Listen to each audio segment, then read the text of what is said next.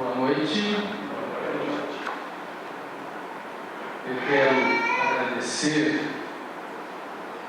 a solicitação que nós fizemos para o Daniel, que é o ancião responsável pelo programa desta noite. Eu espero não ter frustrado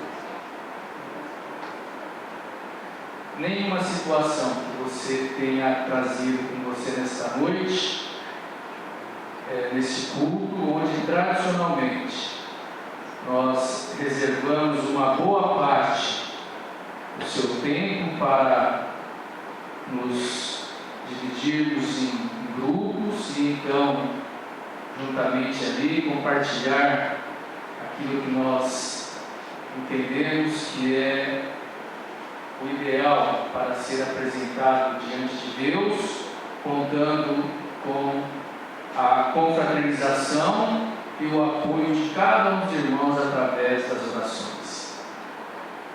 Mas é muito bom, irmãos, de qualquer forma, você estar aqui nesta noite. Na verdade, o Espírito que deve permear primeiramente a nossa estadia aqui na igreja, independentemente das razões que nos traz aqui, primariamente deve ser um espírito de adoração ao nosso Deus. E como consequência disso, vocês podem ter certeza que o mais Deus estará realizando por nós durante os momentos em que nós estivermos aqui. Neste culto, então, nós estaremos encerrando o programa daquela jornada de 30 dias, que foi elaborado pelo pastor Benjamin Markson, onde o título das 30 palestras, que esperamos nós, que vocês tenham feito aí uma dupla parceria, buscando aprimorar e aumentar o conhecimento dessa importante área da nossa vida, e assim também o exercício diário do culto doméstico. Eu espero que este assunto ele tenha agregado conhecimento e crescimento na vida de cada um que fez o uso deste material. Eu penso, irmãos, que todas as vezes que nós estamos agindo, que nós estamos em ação, nós aprendemos muitas coisas. E quando nós aprendemos as coisas, nós crescemos. E quando nós crescemos, nós nunca mais seremos as mesmas pessoas. Por isso eu louvo a Deus nesta hora, por este programa que foi proporcionado à nossa comunidade. Aproveito também para agradecer a todos aqueles que de alguma forma contribuíram para a realização desta jornada. Irmãos, todos os ministérios aqui da igreja, eles têm a sua importância e têm a sua finalidade. Mas se existe um ministério na igreja que me fascina, é o ministério da mordomia cristã. E ao longo da minha trajetória, irmãos, cristã, Deus tem proporcionado à minha vida experiências marcantes com relação à mordomia. Mas eu vejo que, infelizmente, não é o mesmo que acontece com a grande maioria de pessoas. Eu percebo que esse assunto muitas vezes não é tão bem acolhido entre alguns. Sabe, aqueles assuntos assim que desce meio que goela abaixo, como se diz no ditado popular. Eu observo que é um tema que não é muito agradável de se digerir. E muitas vezes nós assim percebemos que quando o programa é mordomia, a impressão de muitos é que trata-se de algo que não é tão interessante assim, e isso é construído através de uma série de mitos que não são verdadeiros e que acaba assim atropelando a importância do conhecimento devido dessa área como mordomos de Deus. Mas eu também reputo este mal-estar a duas situações. A primeira delas é que algumas vezes este tema ele é apresentado assim de forma equivocada. Ele é explorado também de maneira indevida. São abordagens assim extremamente distorcidas e que em muitos acabam até provocando assim um constrangimento. E isso não tem nada a ver com a riqueza e a beleza teológica da mordomia. E a outra razão também é que o tema, por alguns que ouvem, é interpretado de maneira errônea. E então, por falta da compreensão devida, muitas pessoas não se submetem a passar por experiências riquíssimas que a mordomia pode proporcionar. Eu separei aqui apenas 2 textos bíblicos, entre muitos, que nós poderíamos estar meditando e refletindo aqui nesta noite, mas o tempo, ele acaba conspirando contra nós. O primeiro deles, esses versos que eu vou ler aqui, eles foram extraídos da tradução da Bíblia Viva. E o primeiro verso se encontra no livro dos Salmos. O Salmo 24 e o primeiro verso.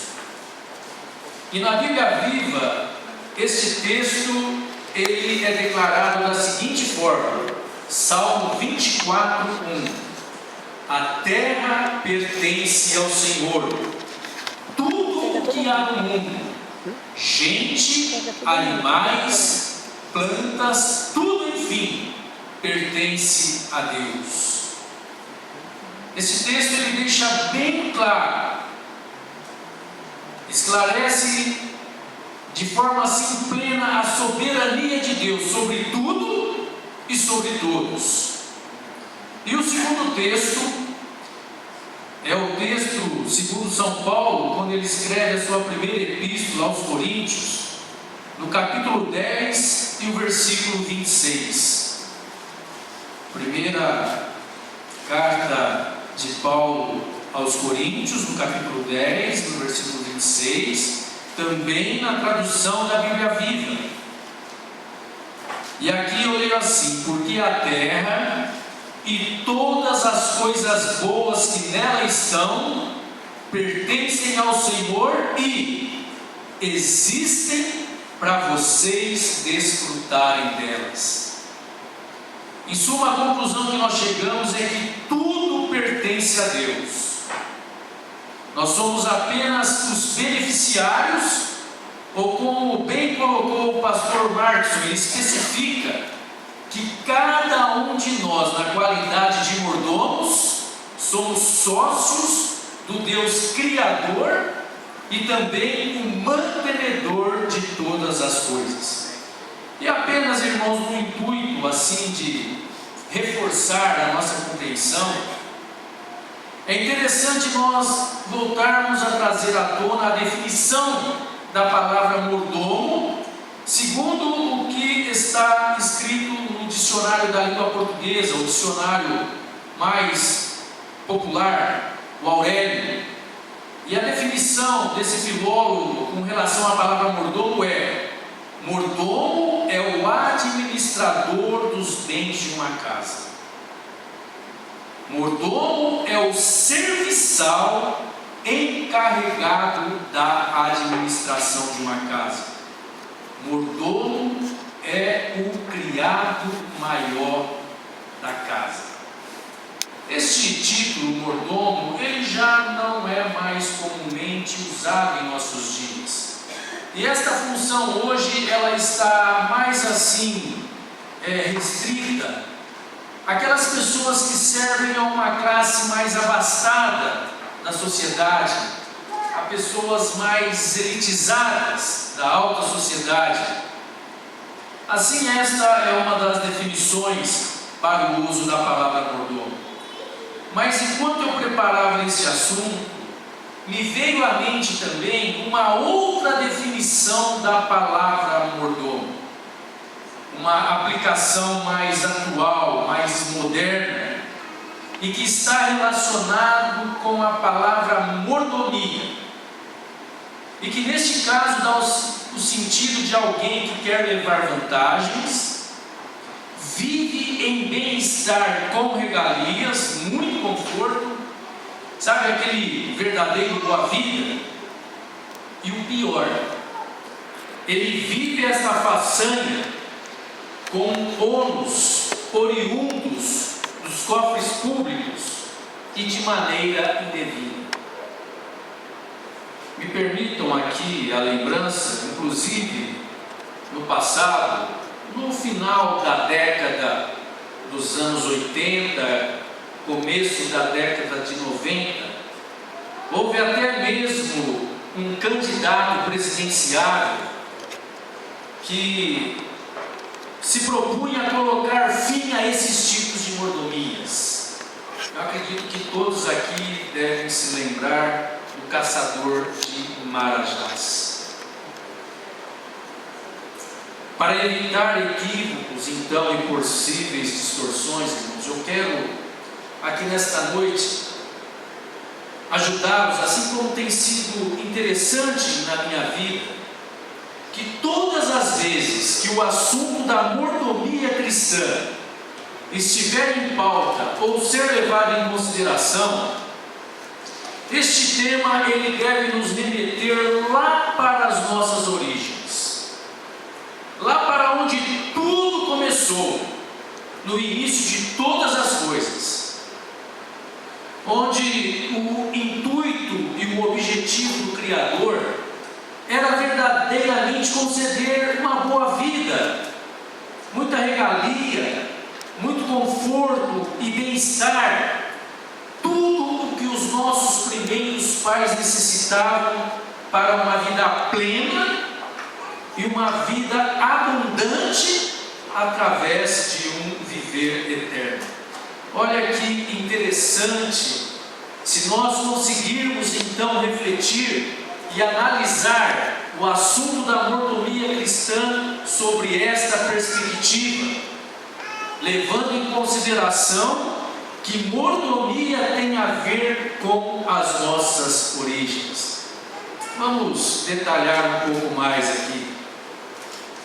Quando Deus, irmãos, criou Adão e Eva, que foi o primeiro casal de mordomos, eles receberam como presente do Senhor algo valiosíssimo, algo assim sem preço, que não há nada no nosso mundo hoje com o que se possa comparar.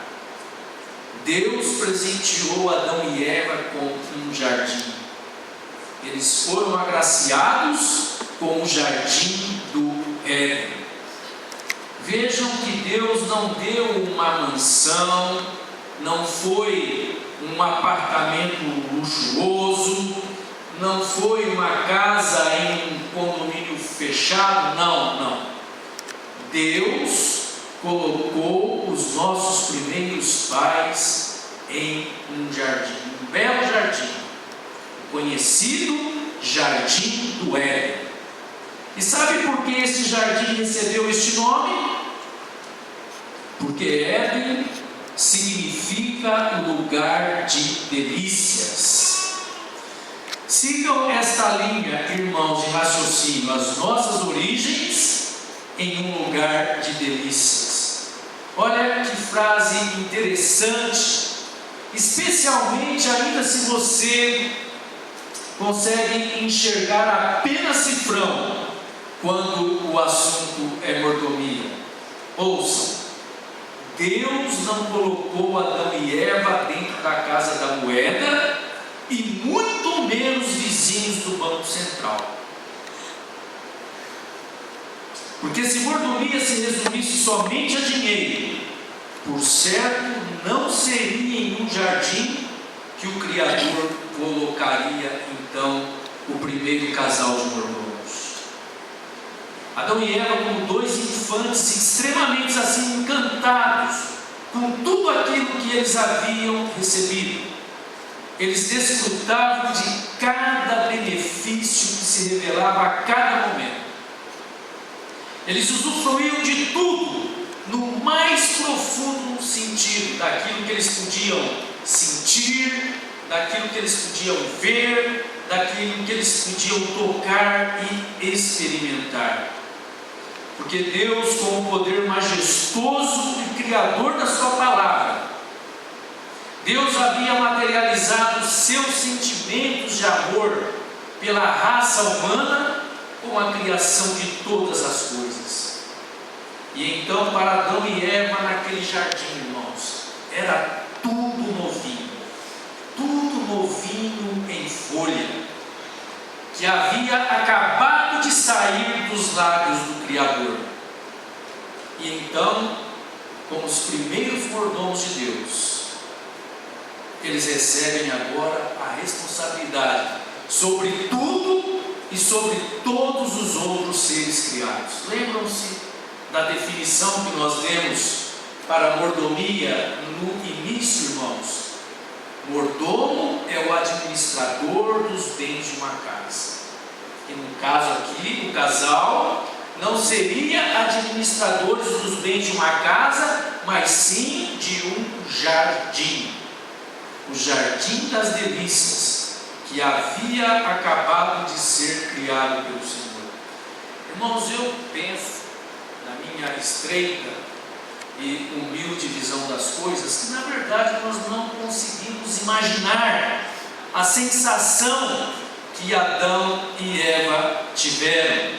Nós não conseguimos criar um cenário como aquele que foi o princípio da criação de todas as coisas. Mas algumas coisas dá para a gente procurar assim imaginar dentro desse jardim. Vamos pensar na diversidade de alimentos, seus sabores e suas formas variadas, com os nutrientes adequados para aqueles que eram os recém-criados consumidores. Tudo assim de primeiríssima qualidade, tudo puro, integral. E olha que interessante, irmãos, quanto à ocupação do tempo, quanto aos cuidados e os afazeres. Irmãos, o trabalho, olha só que interessante, o trabalho era algo que era realizado de maneira prazerosa. E sabe com que finalidade, irmãos? Para trazer satisfação ao espírito. Irmãos, eu fico pensando, que farda, que luta que é o trabalho.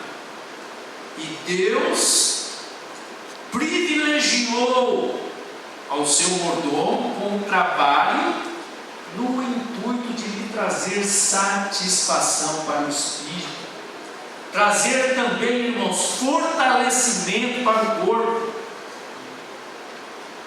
e com ações habilidosas. Então, diariamente, aquele casal preenchia o seu tempo precioso. E olha que interessante, irmãos, tempos que poderiam ser indeterminados, e mais, sem terem com nada com que se preocupar. Livres, irmãos, daquilo que nós tanto sentimos hoje e que está assim minando a forças de muitos de nós: o cansaço, a exaustão e o estresse. Portanto, tudo que Deus havia feito, irmãos, era a perfeição da beleza, do bem-estar, do prazer, e nada parecia faltar naquilo que pudesse contribuir para a felicidade de Adão e Eva. Quando nós lemos o capítulo 2, irmãos, do livro de Gênesis, que conta ali o princípio de todas as coisas, no versículo 15, Ali nós lemos assim: Deus, o Senhor, tomou o homem e o colocou no jardim do Éden para zelar por ele. O princípio da mordomia: zelar, cuidar, administrar. Como um mordomo de Deus, o homem foi colocado em um lugar perfeito, apropriado, e o mais interessante e impressionante agora, ele recebeu tudo de graça, tudo gratuitamente das mãos do Criador. Ou seja, o que ele recebeu? Vida saudável, com a possibilidade de vida eterna, todos os recursos para a manutenção da vida: ar, luz, água, alimentos, um ambiente propício para a existência humana, onde havia um clima equilibrado e uma convivência harmoniosa entre os demais seres. Deus também confiou ao homem a capacidade de procriar para o povoamento e a manutenção da espécie humana. E ainda, o maior dom, o dom do livre-arbítrio, que permitia ao homem as escolhas sábias para o desenvolvimento e o crescimento do conhecimento de Deus e de toda a sua criação. Enfim, o ser humano recebeu tudo de Deus, muito embora tudo de Deus, mas era o homem que teria a responsabilidade de cuidar, de zelar, de administrar, e essa era a parte humana como sócios no programa de Deus. Irmãos, que bom se eu pudesse terminar esse assunto de mordomia aqui. Se a história do mordomo tivesse sempre que ser refletida somente sob esta perspectiva. Mas todos nós sabemos, irmãos, através da parábola do joio e do trigo, apresentada pelo Senhor Jesus, segundo o Evangelho de São Mateus, no capítulo 3, no verso 25, que veio o inimigo à noite e fez o quê? Semeou o joio no meio. Ai, Deus. E a partir de então, como consequência, vivemos hoje essa outra realidade. Essa dura situação que conflita dentro de nós, dificultando assim o nosso viver dentro dos padrões do plano original da mordomia cristã. Mas, queridos, eu quero me apropriar aqui e me apoiar na experiência do exemplo de mordomo, de alguém que viveu o verdadeiro estilo de vida, na mais plena experiência que se pode exemplificar no mordomo, dentro dos padrões humanos, a despeito de qualquer circunstância.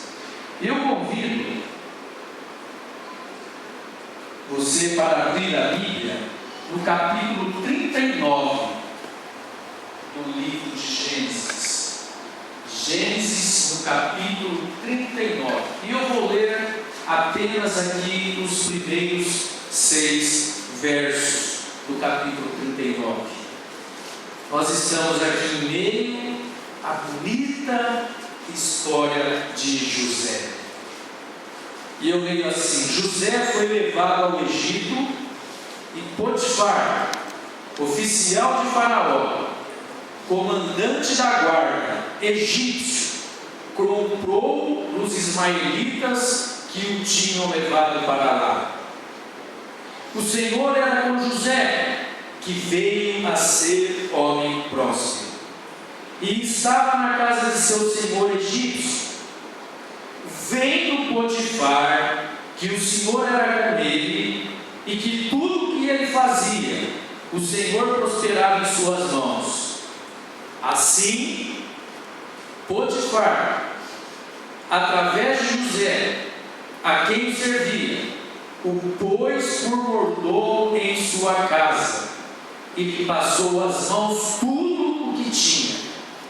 E desde que fizera mordomo de sua casa, e sobre tudo o que tinha, o Senhor abençoou a casa do egípcio por amor de José. A bênção do Senhor estava sobre tudo o que tinha, assim em casa como no campo. Potifar, tudo o que tinha confiou às mãos de José, de maneira que, tendo por mordomo, de nada sabia, além do pão com que se alimentava. Irmãos, louvado seja Deus por essa bonita experiência de José. Que referência, irmãos, de mordomo fiel, que é a vida de José para a nossa vida. Que referência. Eu fiz uma pesquisa, irmãos, e são poucas as vezes que a Bíblia, na linguagem original, no hebraico é só aqui, que é utilizado o termo mordomo, somente referindo-se a José. E no grego, algumas passagens apenas. E de José, irmãos, nós podemos dizer também que ele foi tirado do seu jardim assim de forma abrupta. José foi separado do amor do pai. José foi separado do cuidado, da presença e de tudo que o seu pai lhe proporcionava. A semelhança daquilo que havia acontecido com Adão e Eva, que também perderam o jardim do Éden, onde viviam ali juntamente com Deus. E que mudança triste, irmãos, aconteceu na vida de José. De um filho eternamente acalentado, José passa a ser agora um escravo, desprezado e desamparado.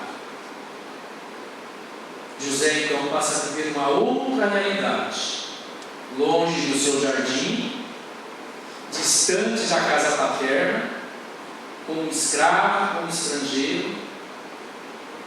Mas a despeito de todas essas situações, José firmemente toma a decisão de confiar em Deus. O mesmo Deus que ele aprendera a adorar lá com o seu pai Jacó. Portanto, José também sabia das suas origens. Olha que interessante, irmãos. A vida de José teve toda essa trajetória, porque José nunca perdeu de vista as suas origens.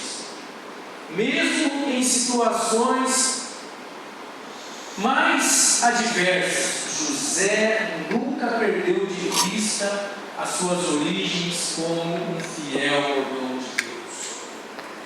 Por sinal, diga-se de passagem que antes de José ser um mordomo de Potifar, José era um fiel mordomo de Deus.